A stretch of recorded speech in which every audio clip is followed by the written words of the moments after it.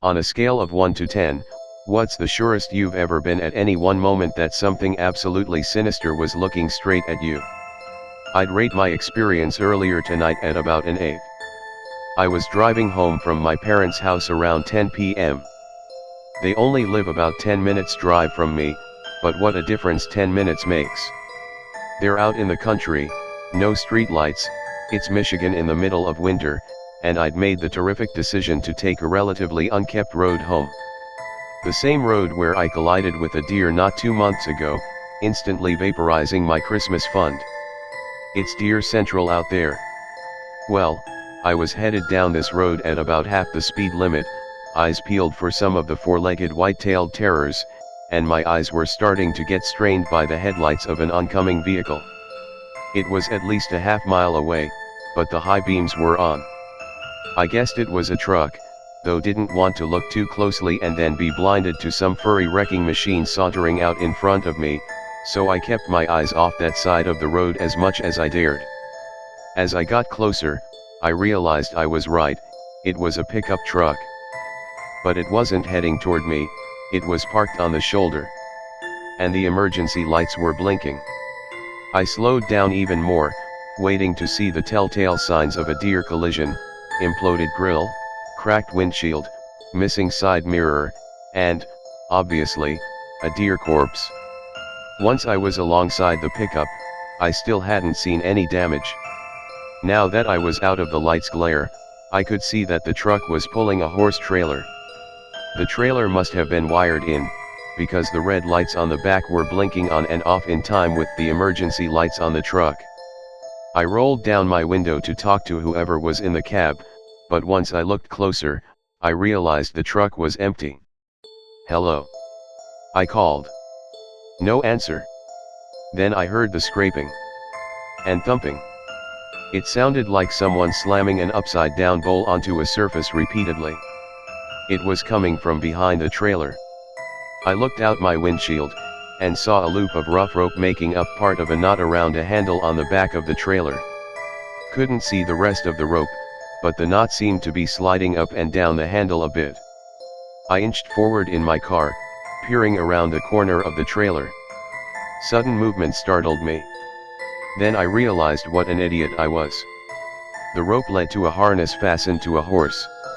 The large, brown creature was scraping and stomping its hooves on the ground, standing close to the ditch, stretching its rope across the back of the trailer. As I pulled up further, it glanced at me, snorted and went back to stomping. Thinking I was probably irritating it, and knowing there were no other cars for miles, I switched off my headlights. It kept stomping. I looked at the ground around its hooves. The snow was tossed up, and in some spots, the horse had chipped off bits of the dirt shoulder.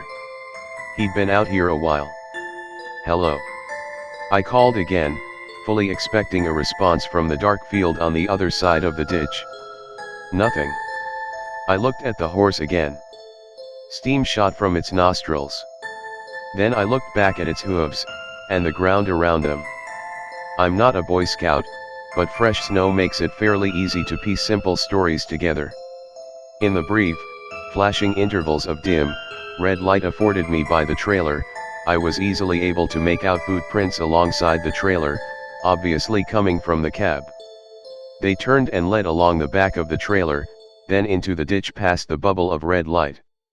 Then there were the same boot prints coming up from the ditch, accompanied by hoof prints. Presumably this guy's horse had gotten out of his barn or pasture nearby, and he was out here to retrieve it. That was my Columbo moment. Then there was the whole area in between the horse and the side of the trailer closest to me. I could see the boot prints, but they weren't in a straight line. They seemed to be all over the place, pointing everywhere, like a person jumping around, or hopping from one foot to the next. And mixed in with them were other prints. The new prints looked a bit like the inside of a peace sign, a Y with an extra line between the forked lines, about twice their length. There was no real sole or pad, but each toe, if you could call it that, was thick at least a couple inches wide. And at the end of each toe print, including the long, rear protrusion, the handle of the fork, I suppose, the snow seemed to have another flaw in it. Not an imprint, really. More like a slit. Like, from a claw. These prints were as mixed up as the boot prints were, but tended to stay closer to the road. Whatever made them, the guy wearing the boots would have to get past it to get back to the cab. Out from that mess of prints, both human and I guess animal will do erupted a straight line of boot prints, with long strides, heading back along the road, away from the truck and trailer, past the edge of the red light. They continued into the darkness that I knew would be uninterrupted until the first street light a mile away. The other prints were mixed in with these ones, weaving in and out of the same line. In other words, following. Their strides were at least as long as the boot man's. I stole one more look at the horse, still clearly agitated, and at the prints right behind the trailer. Now, obviously, snow being white, and the trailer's pulsing lights being red, all the snow in the range of the lights was going to be red. But I know it wasn't my imagination that some patches, here and there, were a different shade of red than the rest. And with the dim light and the horse's dark fur, it was hard to be sure, but I thought a few long lines were glistening down the animal's side. I like to think I'm not a stupid man. I saw no benefit in staying here to play detective. I decided to distance myself from the horse, trailer, truck, and prints. I flipped my lights on and started rolling away. The horse never stopped staring at me. I swear it had the closest thing I've ever seen on an animal to the expression of a homeless man who hasn't gotten a penny all day. But as I pulled forward, I just wasn't able to take my eyes off the footprints and whatever prints on the side of the road.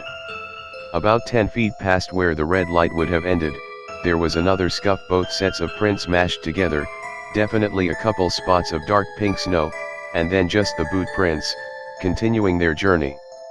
Out off to one side, theft left behind a much larger imprint, roughly human-sized. There were shapes on both sides of the body. They were wide, and somewhat wrinkled, like the imprint of a jacket a child would leave after laying in the snow. They fanned out from the main body, leaving drag marks like something unfurling. They were also ribbed. I admit I was only viewing this in passing, but I swear I know what I saw. It's hard to describe exactly. But thinking back, I'd say that comparing that shape to a snow angel would seem wrong in more ways than one. I kept moving, picking up just a bit of speed, but I was still going fairly slowly so my tires wouldn't burn out on the snow and ice. I could see the three-toed prints moving from the larger shape back to the chase, just for a few feet, and then they just ended. The boot prints carried on for another 40 feet or so. Then they ended too. At this point, I had to stop. I don't mean that I really decided that I wanted to. It's like my brain just needed to verify that I was seeing this right. Two sets of prints, one human, one not, both just ending. No sign of a change of course, or a dive to the ground, or anything. Pure, untouched snow on all sides. Well, not totally undisturbed. I think something in my brain was just misfiring at that point, trying to make it all fit, and so I looked back once at the trailer and truck, highlighted in a blinking red aura. I could see the horse, still watching me. And then, in the road ahead of the truck, something shifted. It was the truck's headlights. They bounced. The truck's tail lights also bounced just a slight dip toward the ground, then back up, like a brief pressure on the suspension. The trailer shifted just a touch. Now the horse wasn't looking at me. It was looking at the black space above the truck and trailer, the spot on the roof of the trailer that no light could reach. And it was straining against its rope harder than I've ever seen anything fight in my life. My tires burned out briefly before they found traction. So, that was my 8 moment. I really lost count of how many times on the way home I nearly slid into a ditch. I went sideways once. But I always kept control, using some combination of luck and sheer force of will to not get stranded on the road tonight. Now I'm in my driveway. And I'm wishing my garage door was working. Because right now, I'm having my 10 moment. The porch light is illuminating a portion of the roof on one wing of my house. All around me, the freshly fallen snow is undisturbed. But in that one little corner of the roof, I can just make out a pair of imprints marring the scene. I probably don't have to describe them to you. My front door is maybe 30 feet away. 30 feet. I'm wondering if I should try sleeping in the car tonight.